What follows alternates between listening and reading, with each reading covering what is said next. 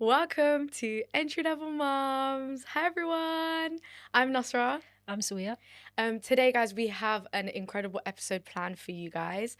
We have a lovely guest today who is a spiritual abstract artist. She is here to tell us her story. I don't know if you guys remember, but on Kiara's episode, Healing with Ki and Sun, we spoke about Panna at the end of the episode, and we did vow to get her on. We have finally got her on. Panna? Hi. Hi. Hi.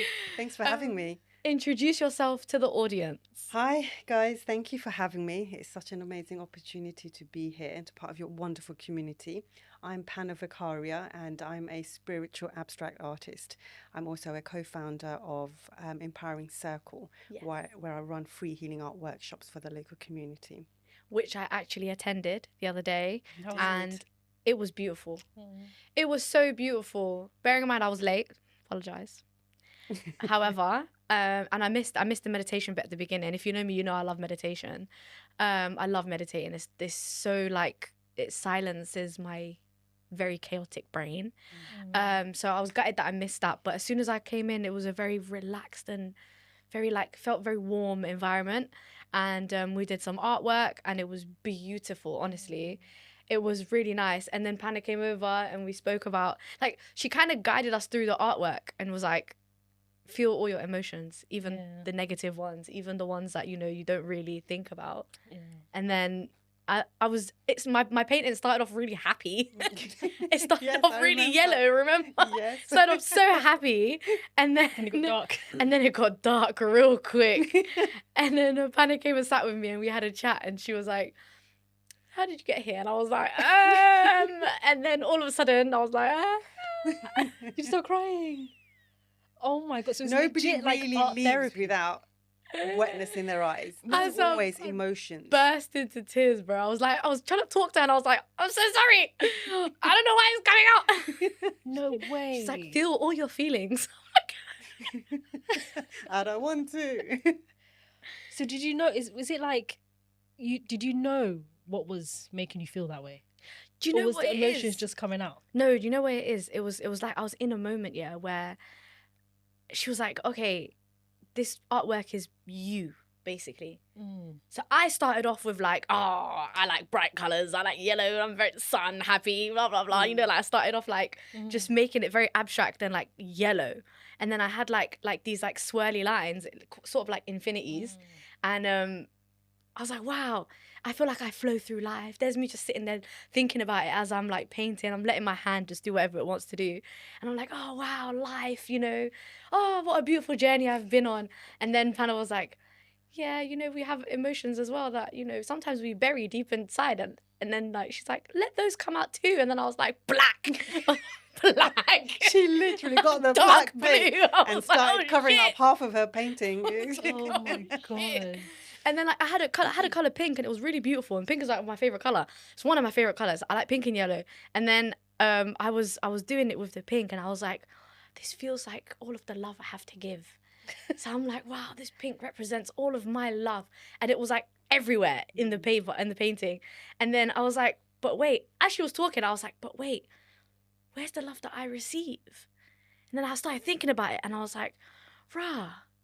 I don't really let a lot of love come back in. I like give a lot of love. I don't really allow a lot of love to come my way, or like, I don't know. It made me think like I give so much and then I don't receive as much in return. Like it's not equal amounts. So there was so much pink on the page. Then I was like, what represents what I get back? And I was like, purple. And I put it on the outsides. It just, you know what it is? I wasn't even thinking about it as I was doing it, but it just so happened to be that way. Yeah. And then That's the whole when I point. looked at it, I was like, rah, it's in the four corners. It's like my close friends, my very close friends are like two of those pillars. And then it's like my mum and my kid. And then I'm like, should really let in more love. So now I'm sitting there and I'm like, ooh, stop going that way. I'm going to start crying. And then I'm like holding back the tears. And then Panna comes along and is like, can you explain what you... And I'm like, and I have to go through the whole thing. You know when you feel like you're about to cry and then Yes. someone goes, "You're right." You're all right, and then the veil falls. Don't talk to Yeah. me, please. No, I wanna it talk about fully, it. fell. the veil fell. Damn. I've Yeah. never done art therapy before, You've so I got to definitely come to want to one, come babe, through. for sure. So you know I the would worst love to part have is, you. because I was late, I was at the end. She came to me last. I had been ruminating and thinking about it and going through it for Yeah. bare long. By the time she got to me, I was like, it Oh my goodness. But it was brilliant. was beautiful. It was brilliant. Yeah. The fact that you were so brave enough to be vulnerable was a gift to yourself. Yeah. Because that a lot of the times we don't. We just brush a lot of things under Yeah. the carpet, and we paint ourselves a really pretty picture and put a little neat little bow Yeah. on our life because it looks good, and we actually forget how we're really feeling and honouring that. Yeah. And all of that actually matters. It matters more than looking pretty. I rather we all, as humans, talking to all you out there, show up perfectly flawed rather than perfect, because that means you're honouring both the light and dark in you. And therefore, Yeah. you show up authentically real as yourself, and the world gets to see the gift. Wow, for real. Like, I left there and I went to Hannah's house. And when I went to Hannah's house, she ordered me Wingstop. And I was like, I feel so loved. I was like, the purple is growing. It was so funny. No, I really love the art workshops that you do, honestly. And the you. fact I that wanna they're all try it. free as well is just so, Yeah. like, Thank you. it's beautiful. I also feel like I need to live more authentically, if that makes Definitely. sense. Like, as in, like, I always bury my feelings, man. I just dig it deep and I just deep. carry on with life. Yeah. It's jarring. It's very jarring, but here's the thing. We keep doing that, it's only going to come back tenfold. And it will show up. Yeah. And it will show up in the worst inappropriate time. And it will never be timed to when you want it to show up. So there will be a breakthrough at some point, because the spirit, we're just beautiful vessels. Yeah. And we're holding this amazing spirit, which is our soul. Yeah. That is always uncomfortable if the vessel is uncomfortable. So the spirit is always going to lead you down your authentic, intuitive, beautiful path. You've come here to live a full, beautiful life. But the body, the humanness in us is creating the suffering. So the vessel isn't holding us very well. So there's a massive contrast. And that's why there's always a discord in how we're feeling while we're having this earthly experience. And we're just a walking contradiction all the time. But here's the beautiful part. You can be the contradiction, but you've got to know the contradiction. And you've got to be okay with the contradiction. You've got to be okay with loving yourself, the good, the bad, and the ugly. It's Yeah. all of you. It's what makes you unique. And the whole point of the work that I do is about showcasing. I'm just a mirror. I'm not doing anything special. I just hold up a mirror and I show you back. What you do with that is your business. Whether you take it and run with it and evolve with it and grow on it, or you just shrink back even further. Yeah. That's your responsibility. When I show up truly and honouring the space so that you have the opportunity, even if it's a slight glimpse, it's an hour and a half, to see how beautifully curated you were by your maker, whichever faith you are. And when you give that glimpse back to people, it shakes their core. Hence why a lot of people get emotional, because they forget who they are. So my whole job is just to bring you back home to yourself. It's so mad how that can be done with art, for real. Yeah. Wow, that's It's beautiful. so It's mad. a journey, and the conversations we're going to have today are very much off my own journey. So I'm only going to be talking from a place of learned experience, not from textbook and things like that. I'm not a professional by any means. It's just a very authentic, raw journey piece, my piece, and the things that I've learned along the way. And I know it works because so many people have attended and I've trialed and tested. And do you know what I mean? Like, it works. So why not hand it back to everybody else and give them the tools to bring themselves back home to themselves? Before I actually ask Panna about like how we got to Empowering Circle, I just want to say there were a lot of men in that class. Yeah. And that's something that I never I see. know, right? There's a lot of men there. There was Yeah. so many guys. Like interesting. I was I was like, imagining women. wow. Yeah.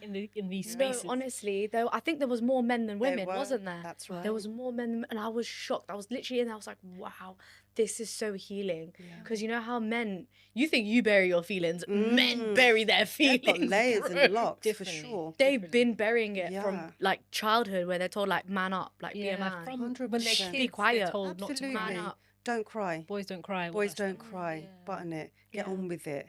You know? I had to check my husband one time because he was talking about my son is literally 1. He's 1 years old. Oh.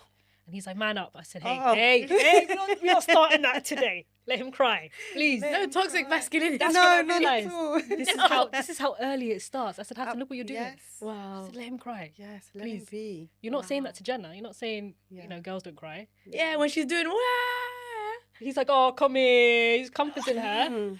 You can't do that to the 1-year-old. Come on, man. I said, that needs to stop. Nip it in the bud Let right the now. emotions roll. They're beautiful. Emotions are amazing. yeah. Obviously, there are times and places. I think once you know yourself, the whole point is getting to know yourself. You'll know what triggers you. You know what moves you. You know where you need to pull back a bit. That's getting to know yourself so you can temper your emotions. You have to still be in the driving seat. So you can't completely lose it. There's a beautiful way where you work with yourself, your intuition. Your spirit will always guide you. It's about quietening down the noise. There's a lot of noise. There's a lot of noise. We live in such a world today, and I am a big observer. I've been here now for 48 years, so I've had a fair bit of experience. You look good for 40 years. Bless you. You look Thank so you. good. So good. Thank you. What's the angle saying? Bit of lift. Mashallah. We live in a world where everybody talks a lot more than they listen. And that's such a shame because I think everybody has something beautiful to contribute. And when you do quieten down, 1, the inner voice, which is constantly rabbiting, and 2, the chitter-chatter everyone is rattling out because they're so scared of the silence. And the minute you go silent, it's all your thoughts, isn't it, come rushing by. And we don't want to hear that. Yeah. So we just override it with more noise. A bit social media platforms, things we watch, things we hear. Yeah. And even conversations. And after you leave me today, go about your day and see how many silly conversations are rattling on between people. People are afraid of silence, even between 2 people having a conversation. They will feel the need to fill it. And when we learn that it's okay to be quiet, that's where the magic really happens. Tell us about your journey, like from the beginning. Because I'm so intrigued by you. Yeah. Like I just want to know how you got here. Yeah. How you got here. Well, long story short, I am a single mother of twins, Marley and Maddox. They're going to be 16 in October. Wow. My journey has been really beautiful. It's been really, really painful, filled with lots of ups and downs, a lot of reflective work. It hasn't been without its moments, but it's been worth it. It's been absolutely worth it. I was somebody who ran for myself constantly. So the journey has been really interesting. So what I found is I went through my personal journey, going to school, getting my degree, and then being told I've got to get married, have kids, and have the house. So it was already a blueprint laid out for me and my sister.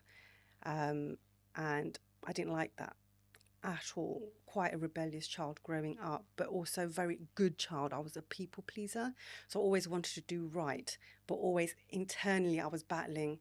While everyone else is going right, I was always going left. And I always questioned everything that was always put in front of me, be it religion, be it the way I dressed, or how I should show up. Like, why couldn't I be myself?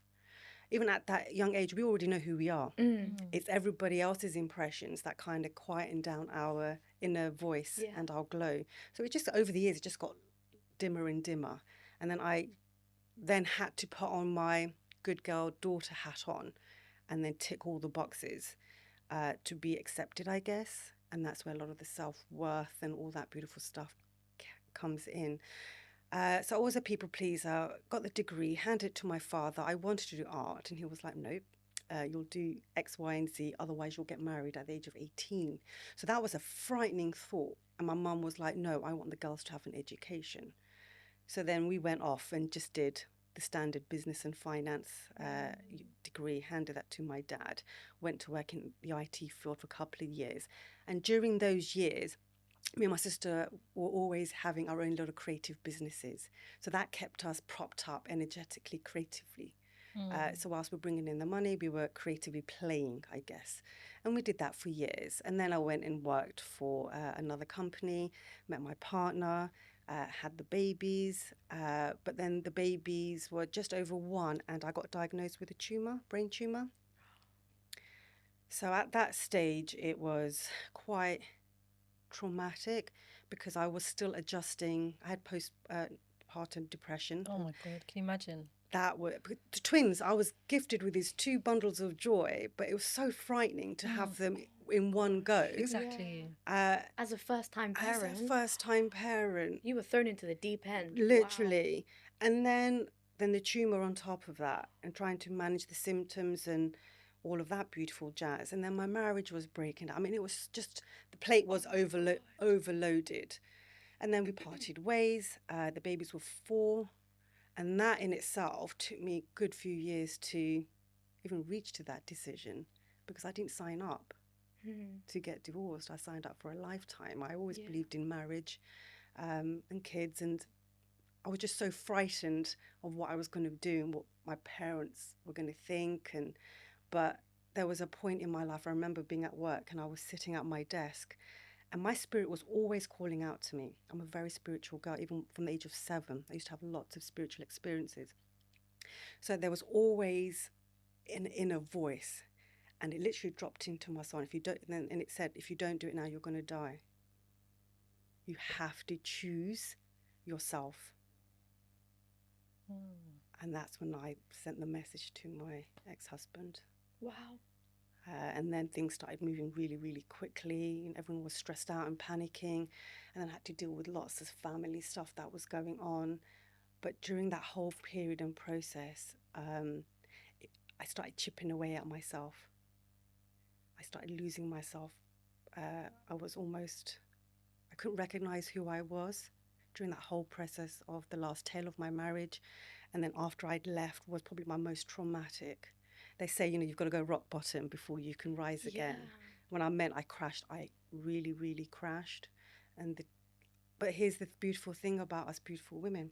We have this inner strength. And no matter how we're feeling inside, we'll put on our makeup, do our hair, and we'll go to work. We'll put the food on the table. We'll make sure everything is orchestrated because we do not want the kids to suffer. Yeah. But the minute the kids would be in bed, the door would shut, my pillow was soaked every night from just the crying, and I would just hold myself and just rock back and forth because I was just so depressed. I was angry, I was upset, nobody was listening to me. I just felt very alone, and wherever I reached out maybe to have a conversation about something that was important to me, I felt I was almost shunned as being the divorced, like you've done this to yourself kind of thing. So do you know what I mean? Yeah. There's layers within layers of that. I mean, you need another whole podcast for that. Were you still going through the brain tumour? Yeah. So I was going through that for another few more years. I was on low-dose chemo for 3 years. And then in between that, while I still had the babies with my partner, we were still a family, they gave me 50-50 chance operation. That's where I wrote a letter and did my will for my kids. And that in itself just really, I think, took the last parts of me, and I became an empty walking shell of a woman. To write a letter to my children just in case I didn't make it. Do you know what I mean? That's one of the most scariest things. Like, I wouldn't wish that upon my worst enemy at all. And because I had IVF, so these kids are so special. And my IVF journey in itself was so traumatic. I was ill most of it. So I knew how much I fought to have these beautiful babies. So to say goodbye, the thought of saying goodbye was just... And that was just... It was just the nail on the coffin for me. A year into parenthood, Yeah, isn't it? a year into, yeah. So, and then a couple of years, I was just battling all the... Because I would lose my memory. I'd go to work and I wouldn't know how to get to work, how to get home. My best mate, Gigi, bless her, I had to call her and say, babe, you need to meet me somewhere? Like, tell me what bus I have to get off. Which street do I have to walk down? I would have blank spots. And I would sit at home, I'd know they're my kids, but I wouldn't remember their names. Like, it was so traumatic.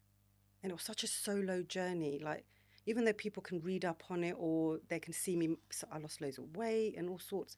But because I wore the mask that everything was cool, nobody really asks a strong person, are you all right? Do you need anything? And I wouldn't let really people in to support that, because I thought I had to just do it on my own kind of thing. And then now, gosh, over 10, it's been 12 years now, and I've been in remission, so I'm good. I've still got the tumour. It's still there, it's sleeping, it's at a very tiny stage, but because it's hormonal activated, so that's when I changed my whole life. So it's been 5 years now, I left the corporate world, and I just completely changed my whole life. Too much stress. Stress, Too just much stress. completely was on the verge of just killing me, and I couldn't afford my children to lose me a second time round. So then I made some really tough decisions, you know, financially, being on my own with twins. I mean, their dad is amazing. Like, I have to shout out to him. He's an amazing, amazing father. Although we're not together, we're still a unit. And I absolutely love and adore him for that. I love beautiful. that. Do you know what I mean? Like, what a man. He's still there. For you. He has them twice a week, and then every 4 weeks he has them for like 4 days and holidays, and he shows up, and we literally are a family. We just don't live in the same house. And that in itself took a while to get there. Yeah. But that was because of our commitment to our children.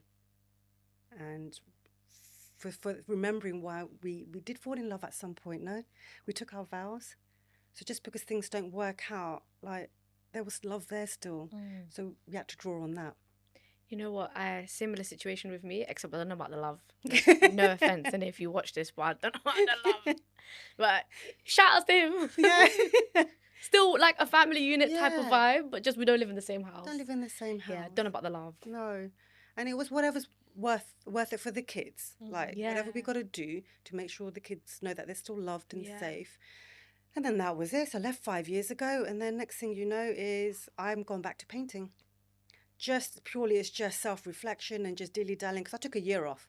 I travelled with the babies just to try and get myself back again. Yeah. But during that whole period, for like about 10 years, I had a massive spiritual awakening where you had to reach rock bottom.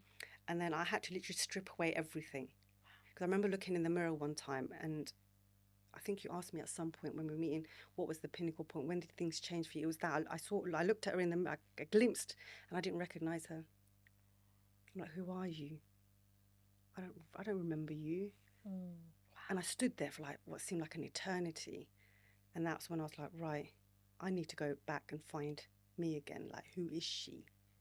So I had to go back and hold my own hand and bring her to the forefront and rediscover her again. And that in itself was tough, because that means I got to look at all the things that I'm ashamed of, my morals, my values, all the terrible choices I made, you know, the bad decisions. Like, I had to put the mirror and I had to say, right, why did I do that? Why did I behave like that? What was lacking? What am I missing? Why am I attracting these certain people in here? Do you know? And that's literally stripping yourself bare naked and then saying, right, this is who you are. Do you love her?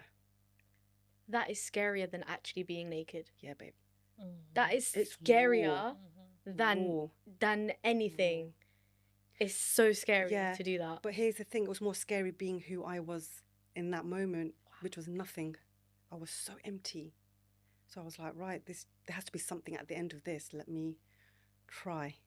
And I fought every day. I did lots of different things. And I guess I'm the product of what you see now from that journey onwards. And then one thing led to another. I had so many wonderful creative opportunities.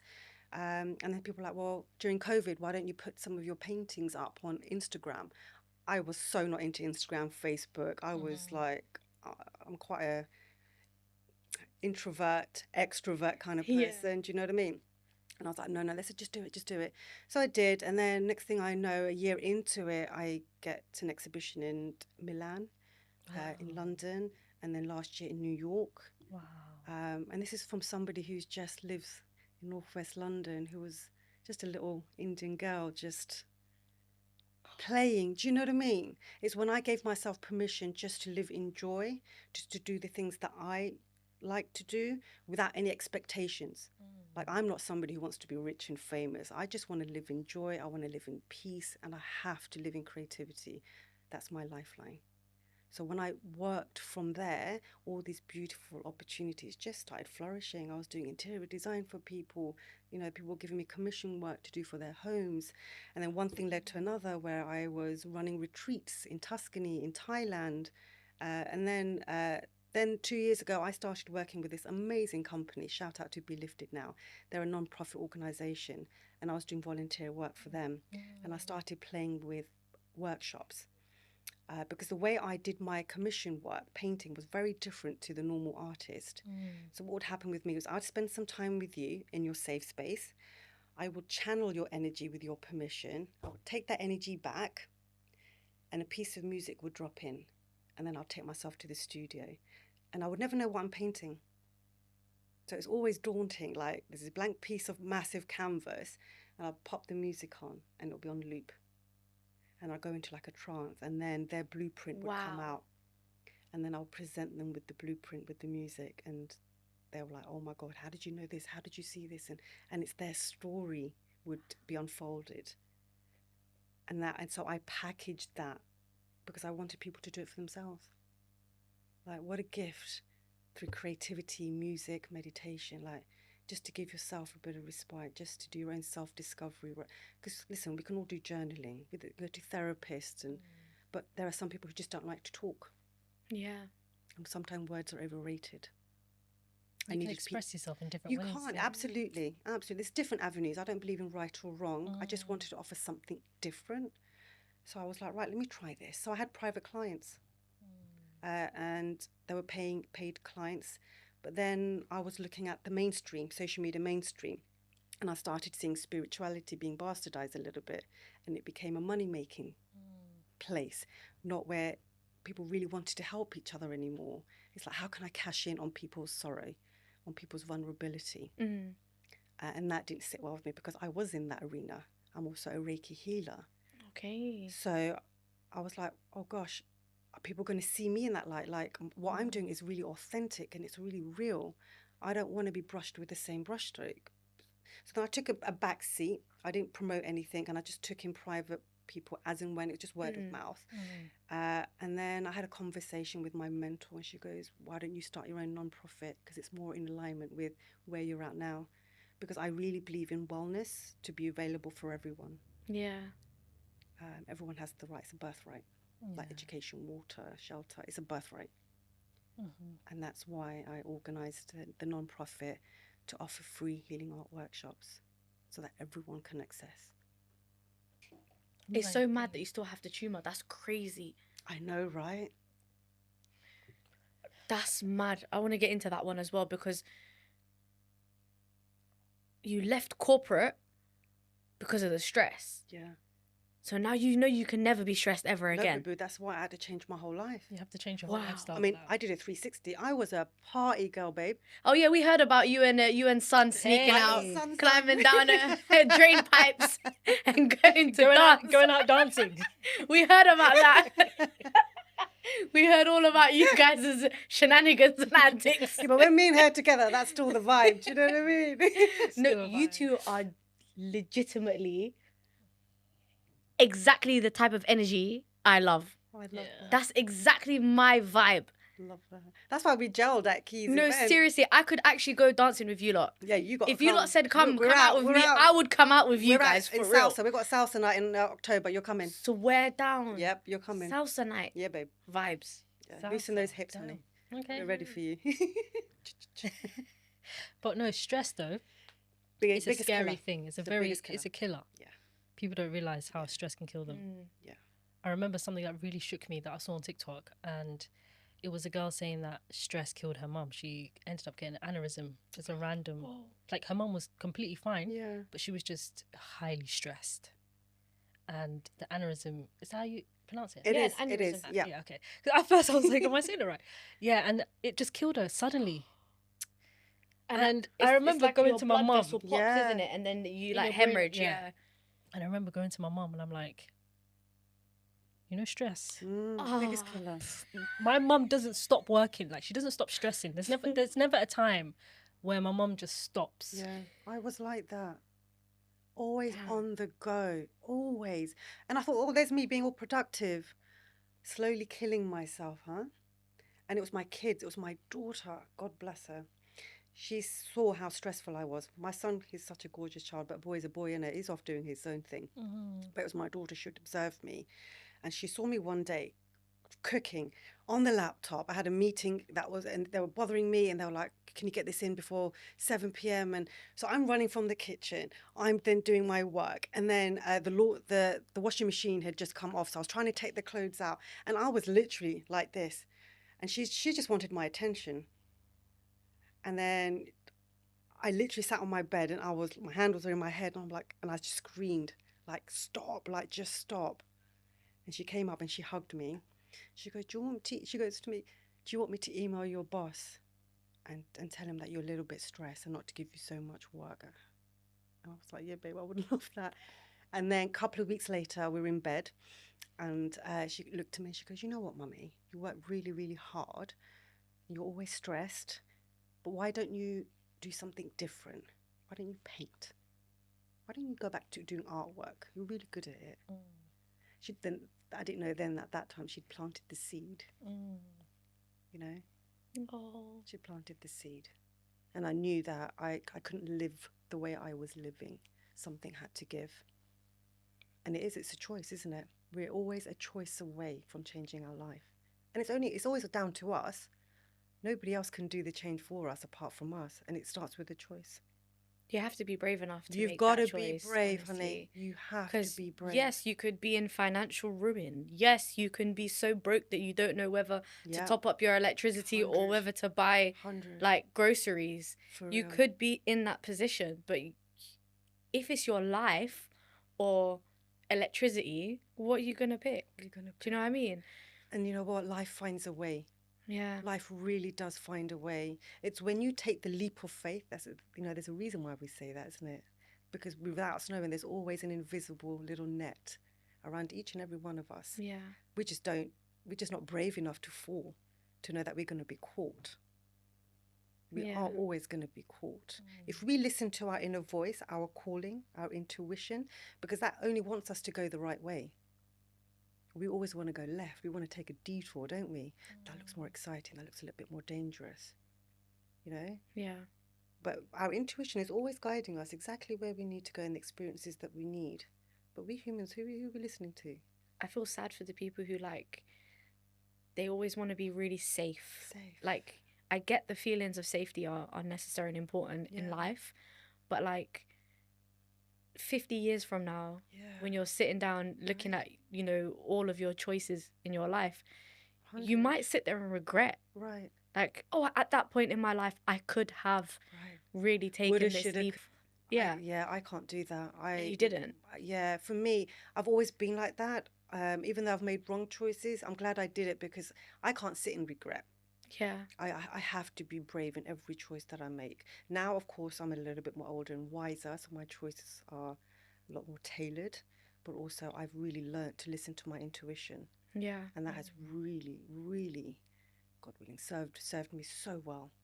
And I just now live such a blessed life. I'm not saying my life is completely peaceful, because we also need contrast. Yeah. Happiness is we all choose. Someone says, what do you want? Oh, I want to be happy. What does that look like? Happiness is such a fleeting emotion. Yeah. You can't always hold it. It's true. It comes and it goes. Yeah. Yeah. I think what we should choose is peace. Yeah. So when things are really, when the shit is really hitting the fan, we still know how to be at peace and say, okay, well, this is probably happening for me. Yeah. Right? One thing To I always me. pray for is contentment. That's it, babe. Yeah. Because I don't always want to be happy. Do you know what I mean? What are we going to do What with is all of this? that happiness? Am I right? in a Can't do Jim much Carrey of that. movie? Like, I'm just not even inclined that way. I just want to relax. Okay, we all chill. Absolutely. But the thing But is, I just want to be content with we anything. always need a contrasting emotion to really understand and value the good emotion, right? Yeah. Otherwise, if we're constantly being given happy, happy, happy, how do we know that it's a really delicious thing? We need something else to balance it. But that is life. Yeah. We are here for an experience. So can we just have one, please? The I good, agree. the bad, and the ugly. Like, I want each and every one of us to get to our maker a little bit rattled, some scars, a little bit battered, but saying, oh my God, I lived. I had a great time. Thank you. I've got a friend who I would define her as happy. Yeah, as in, I have never seen this. I have never in my life seen her upset, angry. Wow. Like anything bad that happened, she's like, happy. Wow. So she had a baby. Yeah. She had a baby before I did. Yeah. So she became a mum before I did. And when I had Jenna and I started writing about like postpartum depression, like the blog post I did with Nasra, I was chatting to her. She was like, Sawiya, I didn't know postpartum depression existed. Join the club, my lord. She goes to Poor me, thing. oh, I read your blog post. You went through a lot. And I was like, yeah. And she goes, I never knew postpartum depression even existed, you know? And I was like, oh, so how was it like for you when you gave birth? Like, and she was like, I was normal. I just gave birth and I was She's a lucky little gem. and in I that was one, just eh? like, you know, yeah, I said you're God's favourite. You are God's favourite. No, but it's the fact broke that the like mold. I still think about it's so funny. It's the fact that like Wow. yeah, she was still obviously empathetic to Yeah. things, but she was just like Oblivious. I never knew that Wow. women get depressed after they give birth. Like she'd never heard of Wow. postpartum depression ever. Wow. Wow. She's in the So beautiful like bubble, some man. people really are walking around like it's a Jim Carrey movie. You know, I'm not like, gonna lie to you. That kind of scares me a little bit. You know. mhm. You know why that scares me? Because as somebody who's got a lot of battle scars, Yeah. who's had battle scars from young, Yeah. I know now I'm at a point in my life. Whoopsie. Yeah. I know now I'm at a point in my life, yeah, where whatever it may be that may come my way, yeah, whether it's heartbreak, whether it's grief, whether it's sadness, whether it's another depression, whether it's another divorce, who knows, right? Mm. Who knows? I've reached a point where I know I'm definitely gonna get through it. 100. Like I'll be okay. Yeah. The rock bottom that me and you hit at postpartum depression, and I was going through PPD and divorce at the same time. So it was like rock bottom below the rock bottom. Yeah. And that one, I don't think I could ever touch ever again. Yeah. But if I lived my life not having felt any of those shit Yeah. feelings, That's what I'm saying. the very first time I would feel that, Oh. I might lose it. 100. Yeah. 100%. So I'm a bit scared for your friend because if some bad shit happens, she's Yeah. gonna be like, God damn. Yeah, because I feel don't know how like to It's deal gonna with rock our this. world. because it's like it's normal for human beings to have different emotions. Of course. But the way she goes through life, it's But do you also think that could Inspiring. possibly be her cover-up mechanism? It's a default, she could also be one of those people that doesn't want to talk about the bad right? stuff, and it's just like a mask. Who But knows? Send her to my workshop, babe. Let's see what's underneath that. I'm gonna shake her up. She's gonna be shaking in the corner, honestly. No, but I still find it hilarious when I think about that. Some people just don't know Some what people PPD just don't is. know what it is. Like, imagine. Oh, man. That's insane. Yeah, it's insane. I would be scared, you know. Whenever my cousins, like I have one cousin who's also an only child like me, and I remember saying to her, I think she's about 22, 23. Sorry if I'm getting her age wrong. She's about 22, 23, and I said to her, people need to experience heartbreak when they're young, Yeah. because the people I've seen that experienced it in their late 20s or early 30s, you really don't know which way your brain is gonna take it. Like, your brain could go completely left and be like, this is too much for me. I don't know how to deal with it. Shut down. That's you why know? it's so important to feel. You have to feel. You have yeah. to feel your way through this Yeah. life. You're you right. can't shut the door. You can't at all. You can't, because I'm telling you, it's coming out one way or another. Do you know what? I don't know if this makes sense here, but I think I'm one of those people that, like, if I'm in like a really sad, griefy state or like heartbroken, Yeah. I like to make Really myself immersing it. upset more. Can I high five you on Do- Oh, you're the type to like listen to sad songs. Yeah. I'm in a movie, No, mate. serious. Yeah, If- dramatize I'm that. like, if I'm already sad, I might as well be the saddest I can be. Like really feel so it. that then, really Really, feel feel it. it. Releasing And the then at sadness. the end of it, when I feel okay, I'm like, I Yeah. really enjoyed that. Yeah. I quite enjoyed that. And then I'm like, I'll see you again tomorrow Yeah, yeah. when We'll do it's this quiet again. at night. But then, We'll do this again. if you notice, it gets better and better quicker. a lot quicker. A lot quicker. Oh my God, a lot You move quicker. through it a lot more faster. A lot quicker. I'm one of those sick people, because even with pain, innit? Like sometimes when I'm in pain, I'm like, oh, I'm quite enjoying this. And Hannah's like, are you okay? I'm like, my friend's like, are you all right, bruv? Pain I'm like, I faster. don't know. She's like, take some painkillers. I'm like, no, I'm enjoying this a little bit. I don't know. Wow. I don't know. It's sadistic, but okay. I don't know. It's a bit mad. I don't know. Call me crazy. No. There's people that actually even schedule their crying sessions. Yeah. But how do they do that? How could you just make yourself cry on Yeah. demand? Like, Yeah, but how if are you planning don't out your think about cry? what's upsetting Yeah. you all day, right? The minute you sit there and give it attention, you will cry. Mm. Do you get what I mean? like it. You know, when I was doing the painting in your workshop, had I have not been sat there thinking about all of the things in my life that were good, Right. and then all of the things that went wrong, and then all of the things that I wouldn't have cried. I would have just been sat there painting like usual. Oh, let me just start painting a tree. Like, you know what I mean? You have to sit there and give it your full attention and actually think about it. And the music that you had in the background, it was like really like flowy music. That also helped me with like all the millions of thoughts in my brain. It kind of silenced them. So I gave these emotions 100% attention. And then I cried. I was literally sat there holding back tears. Every time somebody walked past, like, can I take a picture of you? I'm like, yeah, take a picture. And I'm looking away. I'm like, oh, I hope she doesn't see the tears in my eyes. Shit. Damn. I was holding back tears while I find it so difficult to cry. Do Do you never cry, Sawiya? What about movies?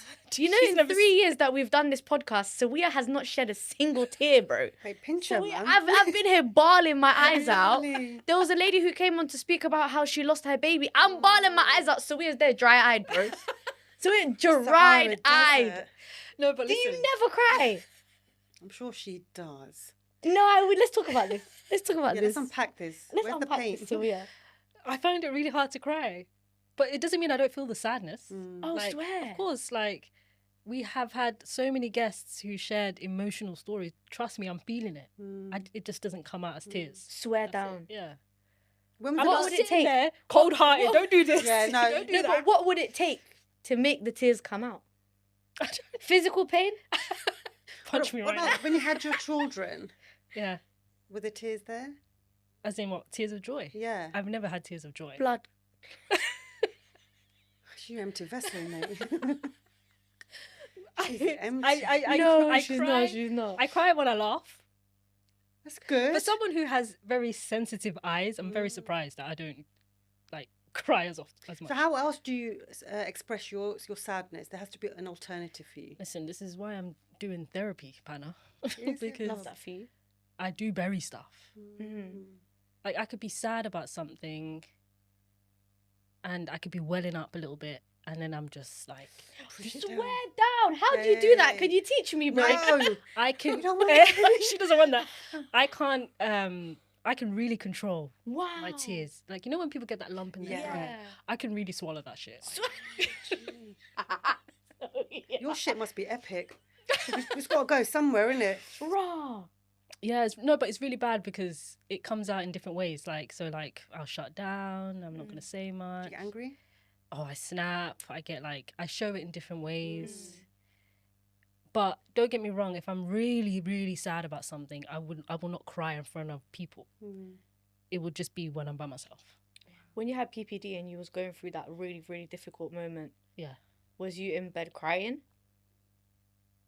When I was alone, yeah. So you didn't. But whenever I'm with people, No, the it's tears just doesn't come up. Oh shit. Is that you just not wanting to be vulnerable in front of other That could be, yeah. It could be that. Are you somebody who allows to receive comfort and help? Or do you classify yourself as a warrior soldier? I do allow help. I'm getting better at that. But maybe it's the comfort, the affection, all of that kind of stuff. I'm like, nah. Do you know what I mean? You know damn well I'm not affectionate. I don't even like to hold hands with my friends. And like, the way I'm a let go of hugger. my hand. I'm a hugaboo. I got to touch people. The way I'm a I'm hugger. surprised I'm not being put in the slammer. That's how much I touch Bro, people. me too. Listen, the only Physical time I'll touch, my touch love you, language. the only time I'll touch you is when I'm saying hello Yeah. and when I'm saying goodbye. Yeah, yours were And quite it has quiet a- hug when it's you a- came and it's- said hello to me. And then there's me like this. Yeah. And then when Like- Nasra hugs me, she's doing like a nice little And then I big hug. squeeze her. Yeah. She almost is like, get off me. And then I squeeze a bit more. I even stiffen up a bit. Yeah, she sometimes. does. One time, I think we were in the car or something, you held my hand. And I remember sitting there like, when is she going to let go? Oh no, you're so uncomfortable. Bless you. I stiffen up. Oh, honey. When is she gonna let go? Yeah. You need to voice that, man. But I don't want to voice that because I feel bad. So here's another thing we do. We I don't feel ask so for... bad. Oh wow! I don't want to be like, get off my hand. How rude is that? But there's ways of saying that. So do you mind? That's so rude. Do you mind? Sweaty Betty there. That's so rude. I find that so rude. I don't know, I feel bad. So you're okay to be uncomfortable for yourself to be comfortable for somebody else. That's the problem. Let's talk about that, because that is a deep thing. Oh, that's a we all problem. do that a lot. Yeah, we do. And you said to me earlier, you want to learn to be a lot more authentic. That's what I'm saying. Right. There's a little small people pleasing there as well. There is a little bit, right? Yeah. Authenticity is literally owning every single part of you, the good and the bad and the ugly, but also being brave enough to ask for your needs to be met. What it is that you want, what is it that you desire, right? We don't do that often enough. You know, we don't even say, actually, that's not for me, thank you. I'll pass on that this time round. Or I don't have time for that. Or actually, I don't want to come out tonight. And if we do have the courage to say it, we have to back up with a story. We've got to over-explain ourselves. Yeah, exactly. Because we feel so bad about it. Yeah. But you don't need to do that. If you know your no's and your yeses are coming from a good place, you shouldn't need to overextend yourself in that. You know, it's so mad. I'm going through this with my mum right now. Yeah. I feel like my mum had a very, like, similar upbringing to you, where she was raised in that generation where, like, you do as you're told because you're a girl, and then you're going to get married and you better sit down and be quiet and be seen and not heard. And my mum was not like, I'm more like you, I'm rebellious. I question things. I want to know the reasons why you're making me or feel or do or think this way, right? I'm very much like that. My mum is more like, keep the peace. I don't want to create problems and tension. I'd rather just conform and just do it that way. She's an introvert. Like, she would just rather not have headache, put it that way. So she went through life like always explaining herself and always like, where were you? I was here, I was doing, like very honest, but very like justifying, isn't it? Yeah, very easy for her to justify. And she does this thing where if someone calls her and she doesn't answer their call, she'll call them back and be like, oh, I'm so sorry, I was just doing this. Oh, I'm so sorry, I was just doing that. I'm so sorry, I was just in the bathroom. I'm so sorry, I was just cooking.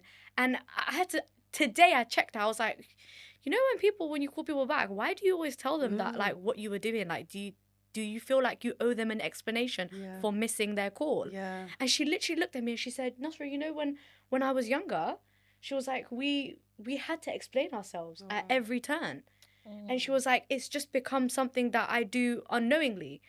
And I said to her, you pay your phone bill. Nobody pays your phone bill for you. I don't pay your phone bill. You pay your phone bill, right? So you don't owe anyone an explanation for missing their call. I said, if you miss their call, you say, hey, how's it going? I'm calling you back. Right. And she was like, I never looked at it like that. Do you know what I mean? But it just, for me, every time I saw her do it, it kind of hurt a little part of me, because I'm like, why do you feel like you have to tell this person that, I'm so sorry, like, as if, you know, like it's the end of the world that you missed their call, like you're apologizing. Right. And 11 out of 10, that people don't want to hear your story anyway. I promise you, the person who called her is not overthinking why she didn't pick up. Absolutely. They're thinking, no, she's just going to call me back when she's ready. But you know as well, I think as well, if you give people that, like, I feel like if you give them things like that, like voluntarily, and you don't put that kind of boundary in place, people will, you give them an inch and they'll take a mile. So the next time they'll be like, where are you? What are you doing? Right. And now, who do you think you are? Do you want me to, what do you want me to do? Share my location next? Yeah. Do you know what I mean? Yeah, so I was saying this to her and she was like, I never looked at it like that. And I was like, please stop doing that. And she was like, yeah, I'm not going to do that anymore. I was like, well done for pointing it out. But it's the way that she thought about it. She was like, my whole childhood and my whole, like, growing up, we had to explain ourselves at every turn. You're a girl. You went outside. Where did you go? What were you doing? Who were you with? You know? And she was like, it's just, she literally said to me, I didn't even know I was doing it. Autopilot. She was like, I didn't even realize that people don't do that. And can you imagine if she's doing that, what else is she on autopilot This is what I'm saying. Which is worrying now. I have been working so hard undoing all and helping her unlearn all of these things. One day I'm gonna get her on this podcast. I'm gonna convince her one day. Yeah, that'd be so one day I'm gonna convince her to come on. My mum is very shy. Your mum is just she's very shy. So sweet, you know. Yeah, I'm a dickhead. But my mum is really nice. Nasra's mum is so mesquite. Yeah. Every time I go to her house, like the morning of our event, her mum literally made me breakfast. I was sitting there eating breakfast. Oh. She did all of our fruit platters. Do you remember? Yeah. She helped me make all the sandwiches. She done all of the fruit platters with us. Now she's proper like the complete opposite of me. She's so shy. Giving. yeah, it's so mad. She's the complete opposite of me. I'm a proper dickhead compared to her. But guess I what? swear to God. You are helping her as well. Like you said, you checked her. Like, you're helping each other. It's so you know? mad. Yeah. I feel like we've done a lot of unlearning, like a lot of unlearning. Because I see things and I'm like, why do you do that? Like, why is that something that you But that's good do? because you're questioning her, but also in hindsight, you're going to be looking at your behaviour. Yeah. You're going to be reflective about what you're doing. That's why conversations are so important. Open conversations are really, really important. And in our culture, we shy away from that. Yeah. Our parents don't want to talk about that question or that topic. That's why it's so important to bring a lot of these conversations to the forefront. Let's have some real conversations. Sure, it's uncomfortable, but that's where growth is. It's so sad because, like, I feel like they're raised in a way that is like, don't question anything. Just sit down and shut up. Just do. And just be quiet. Yeah. And just do. Yeah, literally just do. do. If I give you this instruction, you do just it. do You it. carry it out Yeah. without thinking about it. So now, when I'm questioning their thought processes, like my mum and my aunties, they get defensive. Yeah. They're like, she's disrespectful. They're like, she's rude. Yeah. Like, they're like, what's wrong with your, like, what's wrong with her? Mm-hmm. Like, they've never thought to question or to like think about the way that their brain thinks. Yes. So now they're like, what the hell? Like, why is she attacking me? They don't know how to take it. Yeah. I have one aunt in particular who does not know how to take criticism Of course. in the slightest. There's always one in there. Yo, they're not at all. Like, she does not know how to take criticism. And I remember I said something to her one time and I was like, just don't do that. And she called my mum and was like, your daughter is disrespectful and she's rude and she insulted me. I was like, Right. you thought that was me? Yeah. Wait till I Let's be actually insult you, intentional, bro. yeah? You know what? Let me actually. What the hell? Hey. Nah, they don't know how to take any form of criticism. No, this has been Wow. so... Such a beautiful episode. Need to- Sawiya's reflecting. She's reflecting. Wish I brought my paints here now. Could have had a No, live honestly. session. Oh my God. Wouldn't that be Can you fun? imagine? Yeah, no, it's really... No, this episode's really hitting home because it's like, damn, I really need to like feel my emotions Feel. more. Feel myself more. Do you know what I mean? Feel. We're told feeling is it's neatly compartmentalized where society is accepted in society. But there's so much more to feeling than what we've been told to feel. Like we're so much bigger than we're told to be. Especially for women. Men are told to tone it down. Women are told to tone it down, but in different ways. Like currently right now, I'm going through perimenopause. And when I was initially going through my process with that, I was hit with it literally like a brick wall last September, October. And it was so interesting. Like, my family are absolutely delicious and we're such a loving family. But when I've got a twin sister as well. So No way! Yeah, way, boo. This is a family of twins. That is so cool. Yeah, she's lit as well. Oh my God, I wish I had twins. My dad was a twin. Are you guys like identical? We're classified as identical. No way. There's Why two did you bring Pannas. it? Yeah. Wow. Two Pannas. What's her name? Haru. Wow. Oh, Shout out.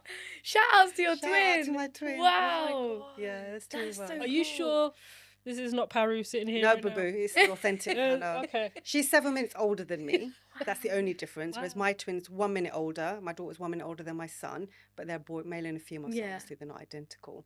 But we're going through we go through pretty much everything. I would say about 10, 15 years spiritually I'm ahead. Wow. But in terms of, say, like at the moment with the peri and stuff, we're pretty much on par. Her symptoms have been pork out far more worse than mine have been. I feel like I'm a little bit more blessed, but she's really struggled.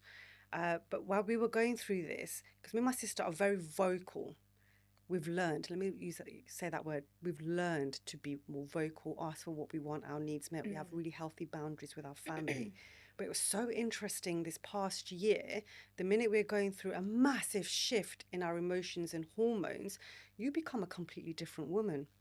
And my parents, bless them, were still expecting Panna and Pari, the fun, loving girls, to show up. And because we weren't showing up as that, we were showing up really quite low, and the energy was low and tired and snappy and just not what they used to, it really shifted them, and they didn't know how to handle it at all, to the point where we had to really say, okay, we're going to step out for 6 to 8 months until we get our shit together, because you're not serving us right now, because right now we're in our low period, so that's when we need you the most. Please don't look for us to be your happy when we're not happy. So maybe you try and reverse that. So in that pain, I had to really sit down with my parents and reteach them how I needed to be loved in this season, and how I needed them to show up for me in this season. And it was a bit of a painful process, because I didn't really see my parents for about 6 months. Wow. Because I just couldn't handle the constant, why are you not happy today? Smile, or why are you so quiet, or cheer up. And I'm like, I'm going through something. Like, everybody knows what perimenopause is now. God, every other podcast or article is screaming about this for women, because we've been silently suffering for so long. Wow. So what are the symptoms? Jesus, Lord have mercy. How long you got? Oh my God. You're hot right now. Hot flashes. But I'm not getting that. I have periods where I feel warm, but I haven't been getting that. For me, the thing was, I've always known about this season was going to come at some point. But I was being a bit cocky, because I've always been quite a healthy woman. I do strength training. I eat pretty well. I take my vitamins. So I thought I was going to laugh my way through it. And I actually said to my friends that, I think I've already had it. Do you remember that blip about a couple of years ago? I think that was my peri. So like, yeah. And I said I was going to outthink myself out of it, that I wasn't going to have it. So I started noticing the last year or so, the memory was going a little bit. But then my joy was on the decline. And I am joy. So for me, that was like really hard hitting. Like literally last summer, it went down and down. And I was speaking to my friend Frank, who was meant to be here today. Bit eye candy for you. Hi, Frank. And I was telling him, and he was like, well, we can't have that. You are joy. And I was like, I know. That's why I don't know what to do, because it's going and it's rapidly leaving my body. By the time I got to winter, I normally hibernate in winter. That's what I do. The minute I went into hibernation, I hit a brick wall that was so thick, I couldn't get past it. I went down. My joy literally left the building. I started ballooning up, inflammation. I was really emotional. I couldn't hold a thought together. I couldn't get my words out. And I was like, what the hell is going on? I think I really now am in peri. And it just got worse and worse. So for me, it was my joy. I lost my identity. I didn't know who I was again. And do you know what the funny thing was? All of these symptoms, why I think it hit me really hard, because it brought me back to the girl I was 10 years ago. And that frightened me, because I was like, shit, I've done all this work for Panna to be where she is today. How the fuck am I going back? I can't afford to go back, because I know that was really painful. And I don't have another 10 years to rediscover myself. Like, what the fuck is going on? I was really, really upset. And I kept telling people, like, I just feel like I'm losing myself. And there's a very few handful of people who are in my inner circle that have just been my saving grace, that really held space for those types of conversations. And they would be the mirror back to me as to who Panna was. And whilst I was journeying over the last 6 months and really talking about this to myself in my journals, really looking back at what I'd been through, I realised, and I came to this beautiful conclusion, that I'm not losing her. I'm just growing into my next level up season as a different woman. But this time round, I've got all the skills and the tools that I had accumulated over the 10 years. So I'm not starting from the bottom. This is just an add-on. And this is another opportunity for me to rediscover parts of me that haven't yet come into fruition. So once I started changing my mindset and looking at it quite differently, it became less painful. So it was just another opportunity to say, okay, my body's changing, right? It's accepting another version of me. Can I love myself in this season? Was the question I kept asking myself. Wow. Why do you think it's affecting you differently than your sister? Is she stressed? Because I think maybe stress she was exacerbates all yeah, of the... but because she's still got her partner, she's got an amazing support system, and she's got her 2 kids. So there's a unit of 4. So she's in a better emotional position than I am. But I think even though we're twins and we're identical, we still have different cells. Yeah. And the way we view things, the way we move through our life is also very different. We have the similar morals and values, but I think why mine was a little bit different was she had her job, her family, her kids, and her husband. That was her routine. Whereas I've learned over the 10, 15 years to be bigger than my to-do list, if that makes sense.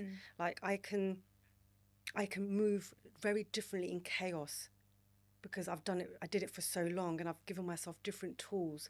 So I wouldn't allow myself to plummet so much, but I would always know how to catch myself. Yeah. Do you know what I mean? So it's not that game where you're ping-ponging the ball and it keeps going back. There'll be another level. Yeah. So I would always catch myself a little bit.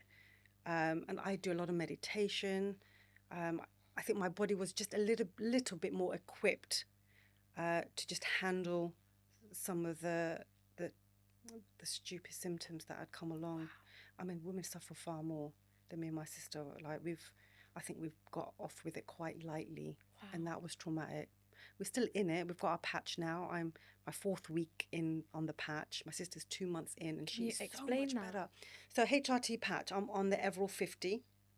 I don't need the progesterone right now because I've got the Mirena coil, which is releasing the progesterone.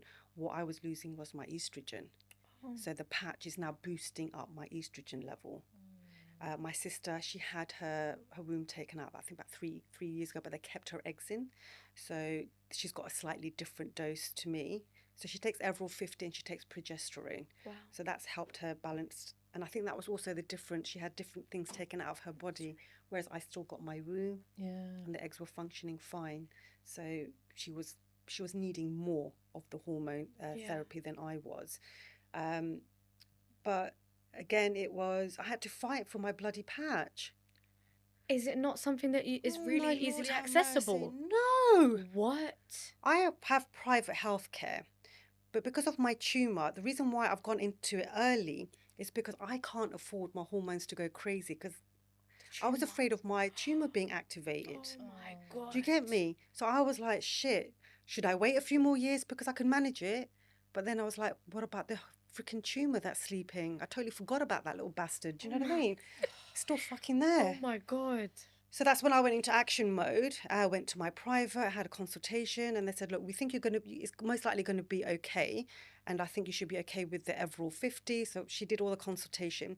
But because my consultation, my whole 3-year journey was with NHS. So my consultant was with NHS. They said that they had to refer me back to NHS for him to sign me off on taking the patch. How long did that take? Bruv, I was fighting these. I really want to use a really bad word, but I won't. Motherfuckers. It was worse than that I want to use, but Okay. I won't.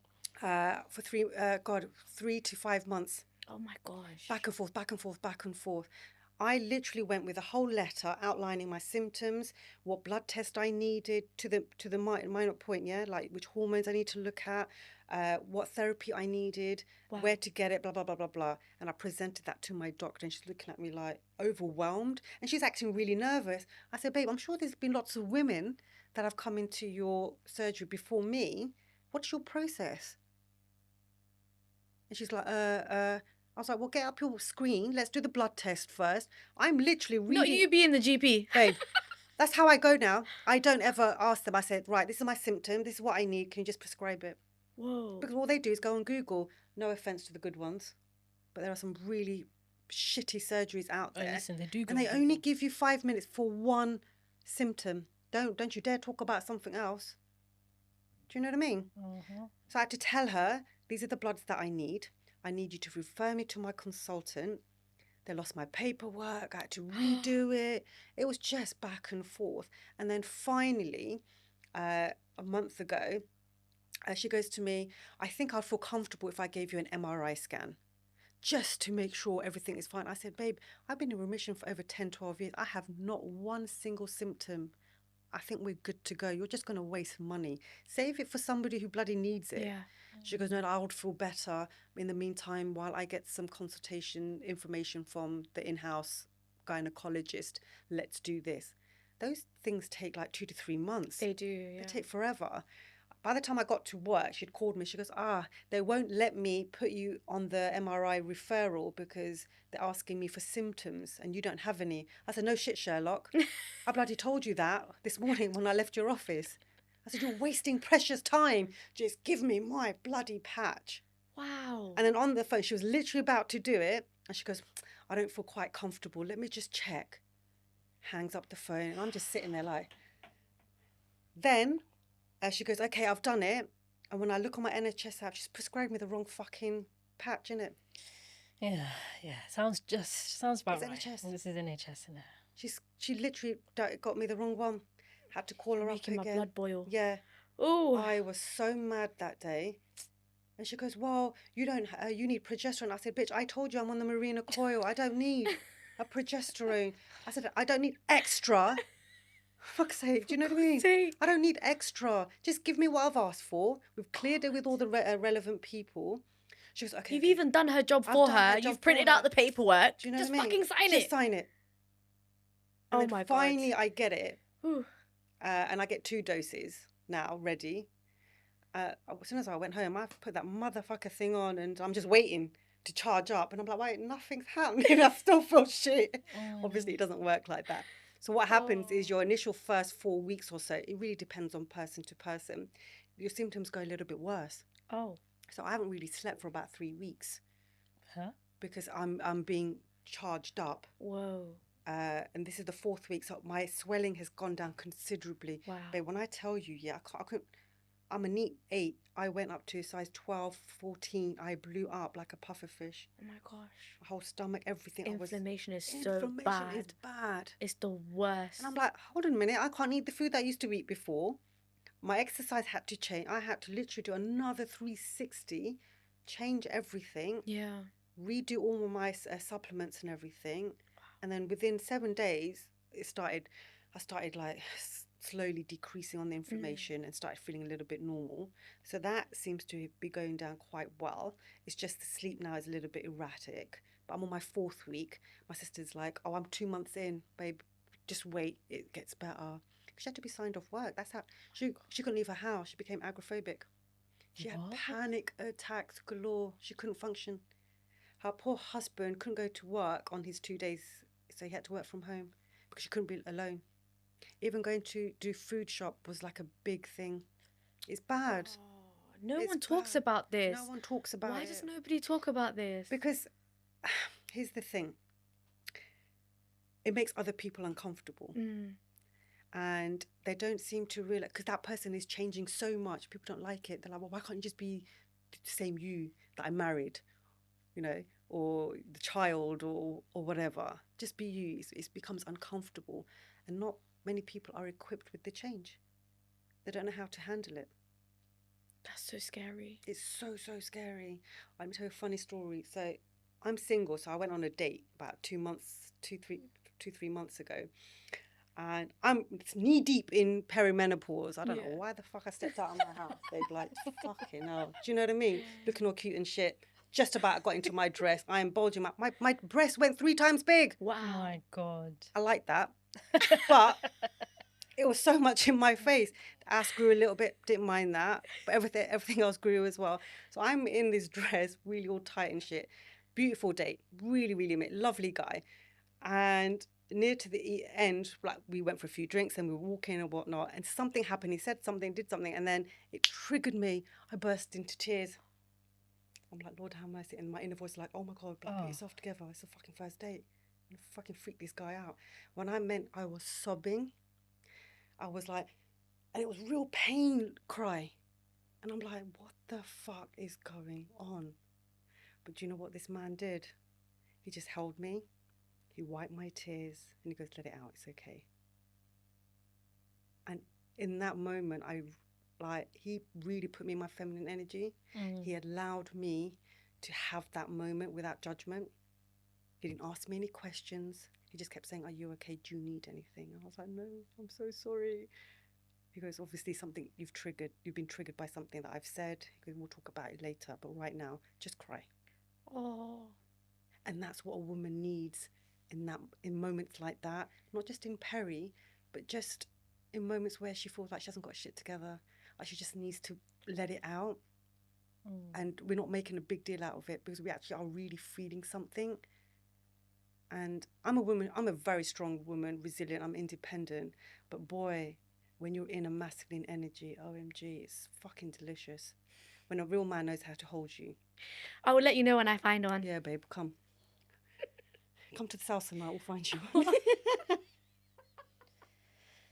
So it's emotions. It's a roller coaster emotion, and different people, unfortunately, don't always know how to meet you where you need them to be. That's so sweet that he actually held that space. He actually held that space for me. Yeah. Man didn't know me for shit. Wow. Do you know what I mean? Wow. So hats off to him. Intelligent. Very emotionally intelligent. Yeah. And I really appreciated that. Like, because some men would walk away from that and be like, women are crazy. Yeah, women are for crazy. real. I did everything I possibly could to make her have a good night, and she still crashed out at the end of the night. She still crashed out. About something. Delete, block, next. Do you know what I mean? She's too emotional for me. Too emotional for me. Am I the arsehole? I took her on a date, and then in the end, she randomly started crying in the middle of the street, and I ran. Am I the arsehole? Am I the arsehole? I read it. Literally, some men are like that. It's like, oh, too emotional, too crazy. I don't think I can deal with that. I can deal with it. You know? But you know what? Also, on the flip side, there's something magical that happens in your perimenopause phase. The last 10 years, I've really learned to say no, and also I've got really big pair of balls, so I'm a fucking tornado. I love that for you. I'm a fucking tornado, mate. Do you know what I mean? But it allows you to completely honor the woman that you are, because you know all the journeys that you've had to make. And I don't perform for no one anymore. Yeah. There's no performance. I love that. This is who I am, authentically Panna. If you like it, you like it. If you don't, there's the door. Do you know what I mean? My boundaries are my boundaries. No one comes between my health and my peace. Then my number 2, then it's my children. I know they're third, and some people are like, that's selfish. If mummy ain't healthy. Exactly. If mummy isn't in peace. Say that again. Say that again. Say that again to the camera. Honestly, you have to put your health first as a mum. You have to put your health first, ladies. Health first. Health first. Peace, and then everybody else after. And Panna, I'll tell you something right now, yeah? You said that the stress is what would have woken up that tumour. Yes. You had to put your health first at that time. You even left your job. Yeah. You changed your whole life around. Prioritize change. So that you could still be here for your kids. 100%. Imagine you just put your kids first or your job first. Then what? Yeah, but I think she is putting her kids first by putting herself first. Because if you didn't put yourself first and you allowed yourself to deteriorate, your children would be the ones that would suffer. Right. So that you're not putting the kids first, really and truly, because they're going to suffer without you. Without you. And it is your job as a parent to be here for your children. You know, at your best. There was this beautiful girl that came to the Healing Art Workshop before you. Yeah. And she came with her daughter. Her daughter, I think, was just under That's 10. our best friend. Was it your best friend? Yeah. I was meant to come with her to that one. Was you, my darling? That's who I was saying. I went to her house and she bought me Wingstop. Oh, she's so delicious. Absolutely. But when the best person I know. She cried. Yeah. She got so emotional. Because when I saw her, the vision I got was a beautiful, calm lake. Her head was out. But underneath, she was paddling like a motherfucker. She was... But everything at the top looked really peaceful and serene. Yeah. But she was struggling so much. Yeah. And then when I was unpicking and unpacking that, she literally had put everything else above her. And her task for that first week was to make sure she ate first before anybody else. Yeah. And that she gave herself minimum 5 minutes of every hour just me. Because I knew how much she loved her daughter by the way she was with her daughter. Her daughter was holding her while she was crying. It was such an emotionally charged event. She really moved me. And I said, you're not just doing this for you, you're doing it for your daughter. Yeah. One, to show your daughter what self-love looks like. Stop now, I'm going to cry. But do you know what I mean? Like, we are still role models to our kids. Yeah. So if we're fucking it up, guess what? They're just going to repeat the cycle. Yeah. We've got to break it at some point. You have to show them. You've got to show them. Words are not enough anymore. Facts. Actions. In whatever relationships. My God, we live in a society where we can spit lyrics just like that. We've got the silver tongue. We've got ChatGPT now, bro. Do you know what I mean? Love him. Somebody tried to chat to me, a whole chat on GPT. Love him. But, sometimes I'm like, chat, am I crazy? But mine's called Stuart. Mine's called Stuart. Oh, no way. Me and Stuart are best buddies. That's so funny. But there's another thing with ChatGPT. Don't let ChatGPT take over your creativity. No, facts. Right? Facts. Use it intelligently. Come on, don't let it do all your talking and thinking for you. Like oil your brain a little, yeah? Keep that going.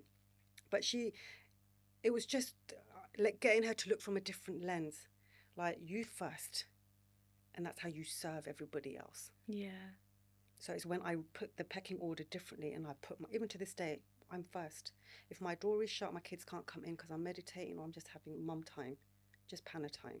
If I don't want to cook today, you know where the fridge is, it's filled with food, off you go. They cook twice a week themselves. I've taught them from a young age to cook. Nice. You know, it's just handing back everyone their little responsibilities, how big or small, according to their age of what they can do. Yeah. One, you're teaching them independence, but you're also showing them teamwork.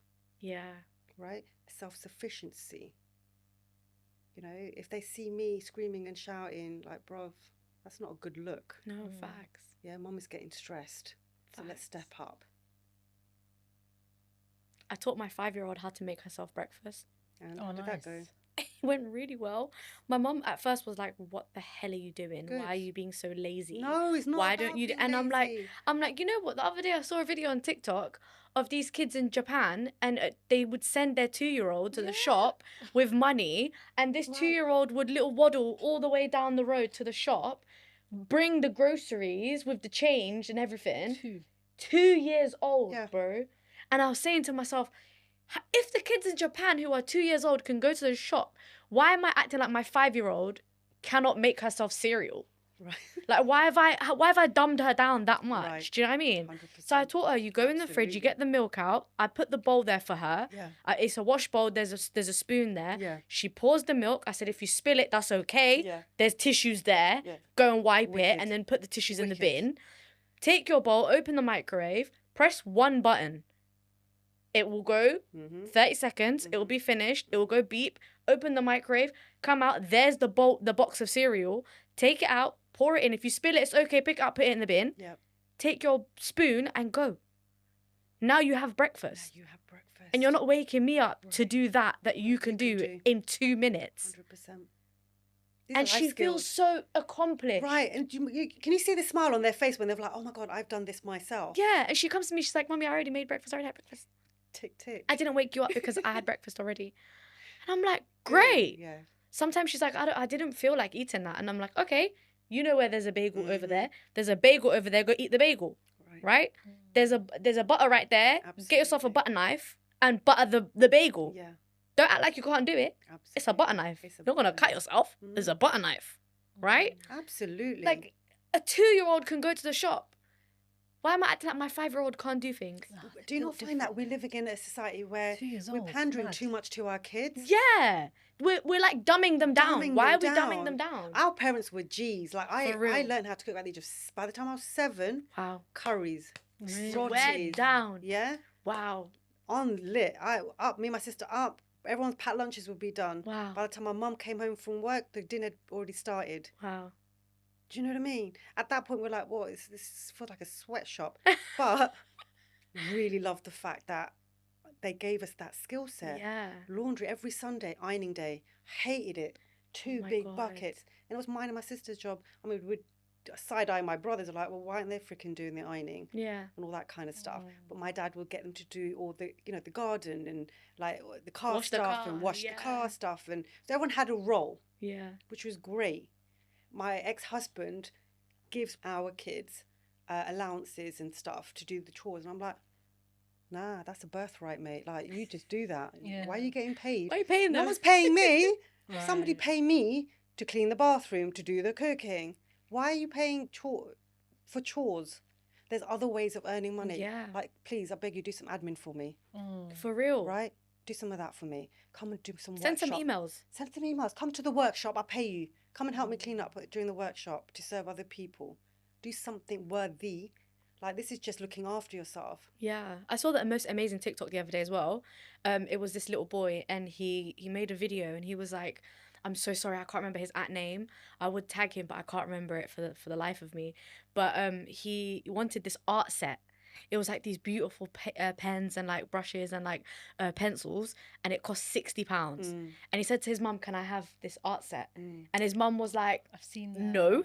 She was like, "I'm not buying that." She was like, "You need to earn money and buy it yourself." Yeah. So what did he do? He made cookies. He baked a bunch of cookies. She bought him the ingredients. Sick.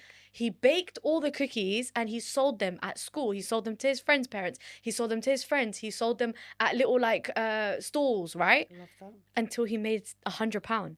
And when he made £100, he bought himself the art set. Brilliant. And then he was like, "Wow, I can make money like this." Yeah. Now he's got a whole bakery business. See? How would the bakery business have started? He's 9 years old. Come now. How would the bakery business have started if she just bought the art Babe, set? even adults don't have an excuse. That's so mad. Yeah, That's I lit. saw. The That is cookies look absolute- so good. The cookies Absolutely look banging. Brilliant. Absolutely brilliant. Hats off to my son. My son is very good with his money. My daughter, I think she's a chip off the old block. She's a little bit sassy, and girls are. They love all the little trinkets and clothes, and they love the shopping. Retail shop. Yeah, retail therapy. I love that. It's such a girl thing though, isn't it? It's Girls so love girl to spend money. thing. I'm like, baby, you've got to like tone that shit down a little bit. You've got to save. Oh. Teaching them about financial security right now, and you know, all that kind of stuff at this age. But so much learning. We didn't come in with a rule book ourselves. You know, we learned what we could from our parents, and then we do better. My kids will learn what they can from me, then they'll do better. It's evolution. That's how it should go. There has to be growth. Yeah. You know, so that's where I'm at with the babies. Just trying to grow with them. How old are they? They'll be 16 in October. Wow. Yeah, they're so cute, man. Wow. How is it like now, at the age of 16? You know what I said to them the other day? I said, I apologise that I'm going through peri while you're going through your teenage little thing, because it's difficult because we're clashing. Yeah. Oh, wow. Because they're having their growth. Mm.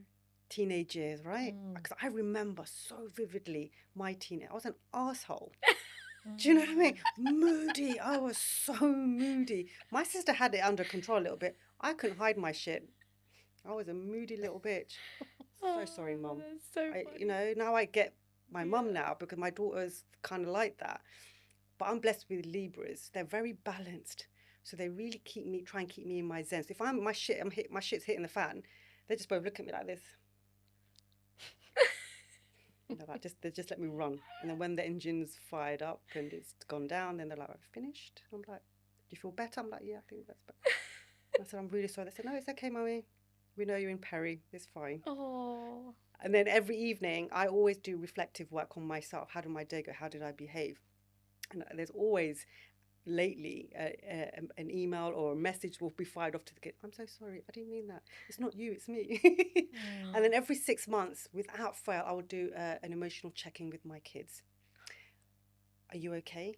Do you need anything? Am I on the right track? What do you need more from me? What do you need less from me? Wow. So I stay in alignment with their needs. And in between that, I'll do spot checks. I'll always say, "Do you need therapy? Am I fucking you up? Like, where are we at?" Like, do you know what I mean? "Do you need help?" And they're like, "No, you're doing all right." You know, if I'm very huggy. Yeah. You know, they're like, "Oh, you so needy." It's not needy, babe. I just need some love. Do you know Yeah. what I mean? Well, you've got the cat. The cat ain't serving me, mate. Do you know what I mean? Cats are assholes. And it's not even my cat, it's my daughter's, but I've inherited it. Oh no. Keep leaving the door open, it just won't leave. Do you know what I mean? It keeps coming back. God damn it. Stuck with it. And they lived till about 14, 15. Oh I think my it's about God. 9 now, so I've still got a while. Anybody needs a cat, please. It's really sweet, but we need to let it go now. Damn. So that's what I do. I do check-ins and I have date nights with my kids. You know what, actually? We heard about your date nights. You did? Yes, from Sun. Oh. We did. Sunny told us about your date nights. I've been doing that since they were little. Wow. Individual or together? Individual. So how often do you go on date nights? I try and do it. They don't want to hang out with me as much as they used to because they're in their teenage mode. Yeah. But it'd always be every couple of months. And then we'll try and do a family dinner where 3 of us will go to our favourite Italian. But it would always be a one-to-one. Where do you want to go? What do you want to do? And it will just talk. just talk. So they get the undivided attention. Yeah. And because it was so important, because when I was growing up, my parents and everybody around classified me and my sister as one. Oh, wow. It was never Panna or Paru. It was always Panna Paru. Wow. So if they're talking to us, it'd be Panna Paru. Wow. So we weren't allowed to have our own identity. You weren't individuals. I didn't like being a twin. My sister, she loved it. Wow. And it upset her when I wanted to be a part of it. I didn't want to dress like her. My parents would send us to parties and I'd run upstairs and wear something different because I just wanted my own identity. So I've been fighting it forever. Although we're inseparable, I still like my own identity. You want to just be Panna. I just want to be Panna. Yeah. And she just wants to be Paru. Yeah. But she loves the whole twin thing, and that is a delicious thing. Yeah. I always say that I keep one foot in the spiritual realm. She keeps me one foot in the materialistic world. And that's how I keep the communication going with my kids. It's not easy. Yeah. Now you have twins, so you know how to give them their own identities because you've been through that as well. It's important that kids at that age get to be heard, but not only that, to know that I was somebody else before I was their mother. Yes. Which we also forget, that I'm doing this for the first time. I don't necessarily have all the tools or the know-how. I'm just doing the best that I can. And also to show myself some grace and to show them some grace.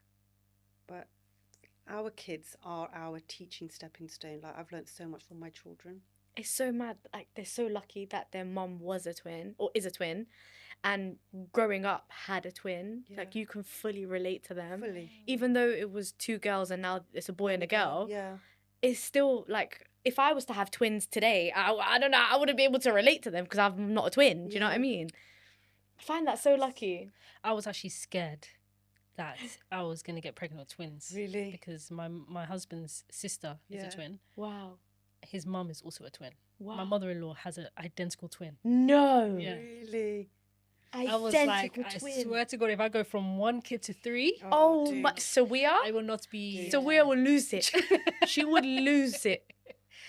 Wow. Yeah, so there's twins. There's a lot of twins in Hassan's family, and I was like, please, God, just one is enough. You didn't want twins? Me, I was like, Lord, give me twins. I will never have another child after that. My sister was like that. I cried as soon as they told me I had twins. No. I cried. I remember I was in my private and I had an apple sitting there and the piano was playing in the background. I was sitting there. I was just bawling. I was crying. It was just so overwhelming. Fear? It's pure dread. Yeah. Whoa. Pure dread. How the hell am I going to take care of these 2 babies? Yeah. Listen, one was hard. One is hard. One is hard. The milk wasn't even flowing. Can you imagine trying to feed? 2 crying I babies. was depleted. I remember my mother-in-law walking in and my tits were out and the babies were there and I'm like she goes, oh my God, you're right. I said, no, I'm not all right. Oh. I'm not all right. You need to get help. Somebody get a bottle, do something because they're sore. I'm exhausted. There's no milk coming out. They're crying. Are they proper in sync? So they cry at the same time? They shit at the same time? They did, yeah. No. Yeah. You know what? That would make my life easier though. Shit at the same time, please. Yeah, quickly change one, change one. Change both at the same time. So what we had to get them into a routine where we'd put them down at a certain time and then they would get up at a certain time. So we did this baby little routine. Yeah. But what we did was when one was up feeding, we'd just wake the other one up. Yeah. Wow. Yeah. And then it went into sync. But otherwise we would have been up all night. Yeah, I'm so sorry. You have to wake up the other one. You got to wake up the other one. Let's get up. No, that's mad. Dealing with 2 different kids' cycles and they're the same Can you age. imagine? One is awake at night, one is asleep. Nah. My pushchair, it gives me nightmares even just to think about it. It was like a Rolls Royce. It was so long. I used to dread leaving my house. Oh my God. Excuse me. I'm really sorry. I had to apologise for having twins because it was just like the 3 of us in one long line. Oh, I know someone who, she's got a toddler, yeah? Long. She's got a toddler who's 2 or 3 years old. And then she gave birth to twins. So now she's got 3 girls, yeah? She, bless her, she was really opening up to me the other day. Yeah. And I genuinely I fully understood what she was saying. She was like, I'm not ashamed of my kids, but when I go out with a double buggy and a toddler, she was like, people look at me like I'm a little teenage mum. Yeah. Do you know what? Because she's actually very petite. She looks like a baby herself. And she's got a double buggy and a toddler. Dude. And she was like, Sawiya, this is why I don't leave the house. Mate. She was like, people look at me like I'm a teenager with bare kids. She was like, 16 and pregnant. Bro, she was like, These times she's in her late, she's almost 30. Wow. But she was like, I actually find it embarrassing going out in a double buggy. That's so so mad. Because people are looking at me like she looks like she's stressed. I was like, yeah, sorry. Double I said, that sounds peak. I'm so sorry, man. I don't know. She just stays at home, man. She doesn't go out much because she was like, it's a lot. It's a lot. Getting the bags, the water, the milk, the food, double everything. If I had 2 kids in one go, I would never have any more children. Well, that's why I threw away the key, mate. It's locked. No, I It's hear never you. happening again. I completely hear it. Mm-mm. I completely hear it. I would have twins and that's Done. it. The end. You just gave birth one time, that's Yeah, it. done. But at least for her, she had a baby before and then she had the twins. Yeah. But having twins first time, boom, must be mad. Must be mad. I don't know how I'm here, man. I really don't know. I know, man. Trouble. Wow, that tumour tried to get you. Listen. And you said, nah, fuck off. Said I fuck off to a lot of things. good. You got to. I love that. I'm the same. Like, I think I'm very blessed, the fact that I'm an only child. Yeah. I think it was a bit of a sad thing while I was growing up. But I think now looking back, I'm very blessed because I have actually become that person who's like, I'm protecting my bubble and my safe space and my peace. Fiercely. And nobody can tell me anything. Yeah. Because you know how people use your siblings as like, talk to her, Yes. speak to her. Yes. There's no way in. Yes. For me, there's actually no way there in is for no way in, anyone. yeah. And if they tell my mom, you just speak to her, she'll be like, you know how she is. My mom will be like, you know how she is. If she wants to do something, no one can tell her not to. That's how my mom will respond to them. So jarring. Because I've told her, if people try to tell you how to parent me, just blame me. Like, just tell them she's not going to listen. So you don't have to deal with that conversation. Because it's a shit conversation to have, innit? Yeah. When someone's trying to tell you how to, Yeah. why is your kid, like, tell your kid, like, why are you giving me advice on how to parent? Like, Yeah. as if I haven't parented this kid for 30 years. Right. Do you know what I mean? Absolutely. So I always say to her, just blame me, bro. Like, just tell them Nasra's an asshole. I always tell her that. Just say she's a bit of a dickhead. And it's true. And now she does that. She's like, she's a bit of a... I don't know, man. My mom's like, I don't know. I don't really want headache. I don't want smoke, That's so interesting. It's so helpful because I can actually be like in my bubble. It's so crazy because I used to wish. I used to wish Did to be you? an only child. Yeah. It's crazy. I used to be like, oh, it would be nice. Yeah, but you don't know what you would do without your sister, bro. Bro, You and your my sister's sister, like that. bro. I think I only started saying that when my brothers came along. But when it was just me and my sister, it was all right. It was all right. Oh, There's a cons and pros to everything, isn't it? Yeah. We always want what we can't have. it's true. Always the opposite. Yeah, having siblings, there's like pros and cons. Do you know the amount of times my sister came to me as a sibling? Oh, No. we all She'd had be like, that. oh, just, Yeah, we've just all go had talk that. to mum, man. Like, she's pissed at you. Just go. Like, they would always use my sister to come talk to me. Oh, just go apologize, man. Just go. Yeah. I was the moody one. Yeah. it It's was- long, man. Yeah. I don't want to hear it, Sawiya, man. Just go say sorry. She's the eldest daughter, bless her. So Yeah. Oh, Being you know the what I mean? eldest she is was given tough. that authority to fix things. Yeah.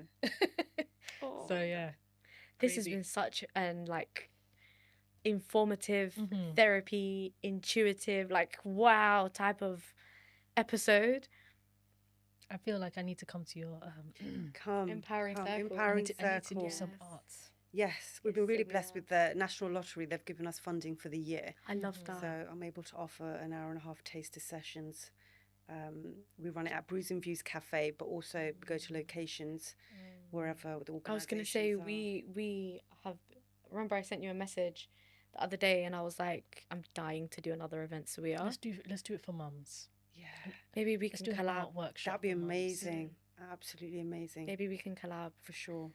I know you do more on a intimate scale. Yeah. Maybe we can figure out logistics of how many is too You tell me, many, we can figure that out. We can talk. or maybe a bit of a bigger scale. Mhm. Because our events usually have 50, 60, isn't it? God, can you imagine the energy in that room? That vibe. Oh, listen, Panna, the people that come through to our events, listen, they are just Spectacular. amazing, Oh, I amazing love human that. beings. Yeah. I love I'll never forget. There was this girl that came up to us in our second event recently, Yeah. and she goes, "I haven't been leaving the house because she just had a baby." And she goes, "Me coming to this event is the second time I've left the house in Oh, the past wow. year." That's credit to you guys. I wanted to cry. I was like, what? And then she swallowed it back down. Oh, yeah. Guys, when I say I wanted to cry, Don't kill her story, honey. spoiler alert, I never cried. Narrator goes, she never cried. But every time I say I wanted to cry, I'm just trying to show you guys my human side.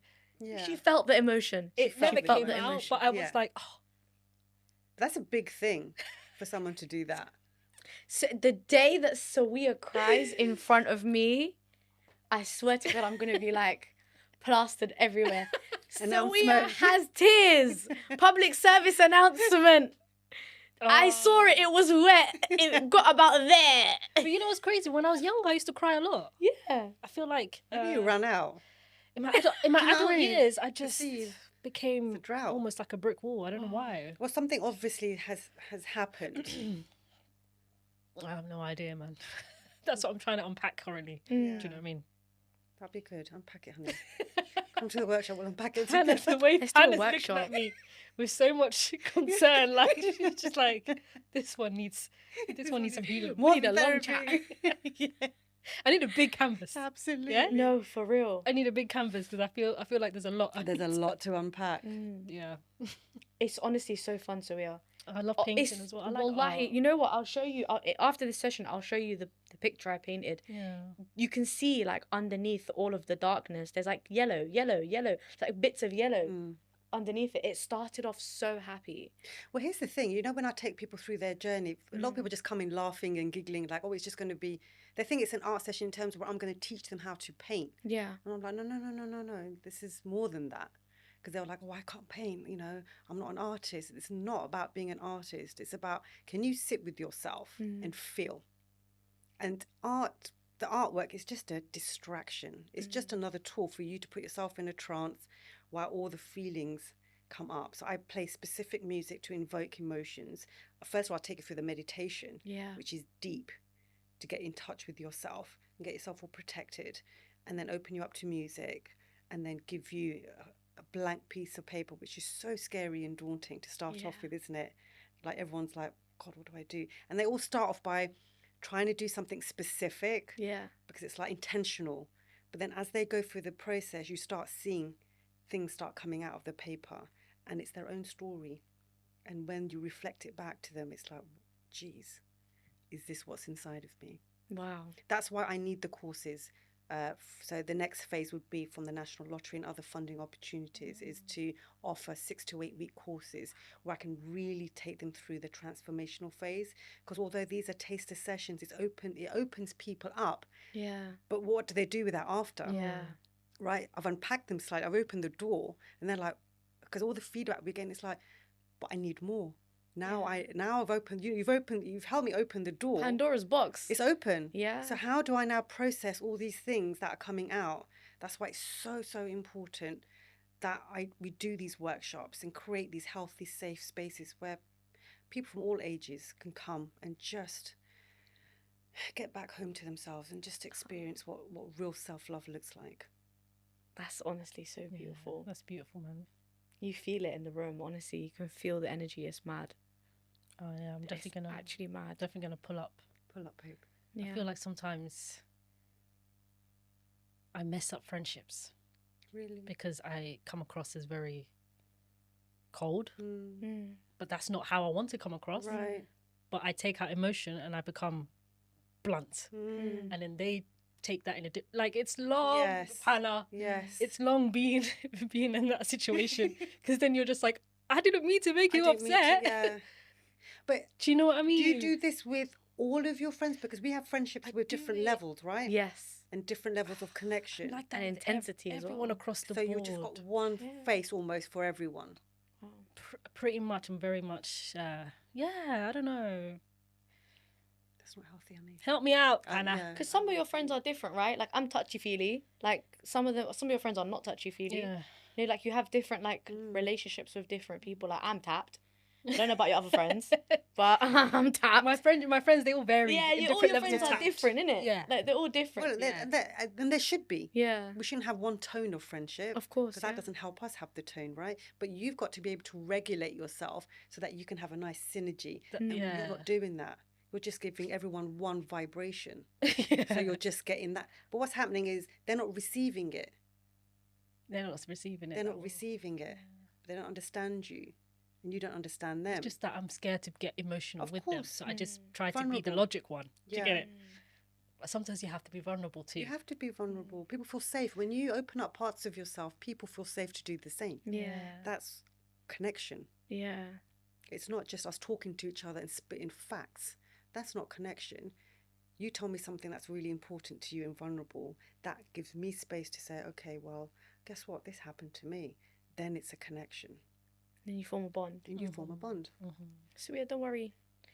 If this is like how you want to be in life and who you are, people who love you will accept you and be very happy with it. Don't feel like you have to change who you are. Your people will find you. Yeah, like Yeah, but I also want to we do the will work. accept That's what I'm you. saying to you. Do you want? I want to Yeah, do the so work. if as well. you being- want to, yeah. that's okay, but don't feel like 100%. you have to. No, I want to You do know? the work because there are times where people took things the wrong way Yeah. because of how I respond to things. And it's not nice. Yeah. But that's also good that you've done that reflective work. So you understand there's growth there, right? Yeah. That certain things need to be addressed differently. Yeah. And that's important too. Wow, we have 1 minute for this episode left. Panna, please plug yourself. Tell everyone where they can find you. Yeah. Okay. So you can find me on, I have 2 IG pages. One is at panna_vekaria.art and the other one is empowering. So it's at emp.oweringcic. I've also got a website called empoweringcircle.org. We run workshops at Montrose Cafe called Brews and Views. That's on Thursdays between 10 and 11:30, and it's groups of 10. So if you can get some groups of 10, give us a shout. We can book you guys in. We are in fact full, which is amazing, till March next Wow. year. We've got a couple of slots we've left open during Christmas, but all of our slots are actually booked out until March next year. But they'll be running all the way through August. So there's plenty of spaces still available. Organizations, friendships, family, you're all very, very welcome to come. I also do Reiki healing. I do retreats. Not running at the moment because I'm working on the non-profit, which is very close to my heart. And it's available from ages 7 to infinity. And come as you are. We heard about your retreats and we need to speak to you about that at some Yes. point. Thank you so much No, for coming. thank you. I've really had such an amazing It's been such a beautiful episode, Yeah, it's been honestly. lovely. And you guys need to go to her taster sessions because I swear to God, the way I was bawling my eyes out, it was beautiful. It was beautiful. Thank you. I appreciate that. Honestly, Thank you. you have a gift and it's you. very, very beautiful to Thank see. you. Oh, I love seeing you flourish. Let's do it. Yeah, Let's absolutely. all flourish together. Yes. Yeah, let's do it. Thank you. I really want to do Thank you for all workshops. the amazing work Oh. you do for your community. Thank you. Like, let's applaud you too. Thank Like, you. without you guys, you wouldn't be able to bring people like myself in together and to offer it to the wider audience, which again is a gift. So thank you. Thank you. Well, guys, I hope you've enjoyed that episode. We have so much more to unpack. Listen, you've seen me and Sawiya go through various journeys and various ups and downs. And yeah, me being a crybaby, Sawiya being a wall of steel. And, We can relate to two different types of no, audiences. for real. If you resonate with me, come with me. If you resonate with her, Me and you and our crying circle. Let's go over there to the corner. And thank you guys for watching. And please share and please follow. We'll put everything in the description. Any last words, Sawiya? Hey, I feel emotionally deflated, but it's in a nice way. But I've learned a lot, Panna, and you will be seeing me again. Oh, I'd love For to. sure. You're very welcome, honey. But yeah, it's been an amazing episode. Yeah. I learned so much from each guest that comes. Same. I go home with something. It's Same. mad. So thank you for taking the time out You're very to welcome. come, and I hope those watching, I hope you guys have learned something from this episode as well. Yeah. We'll see you in the next one, guys. Bye.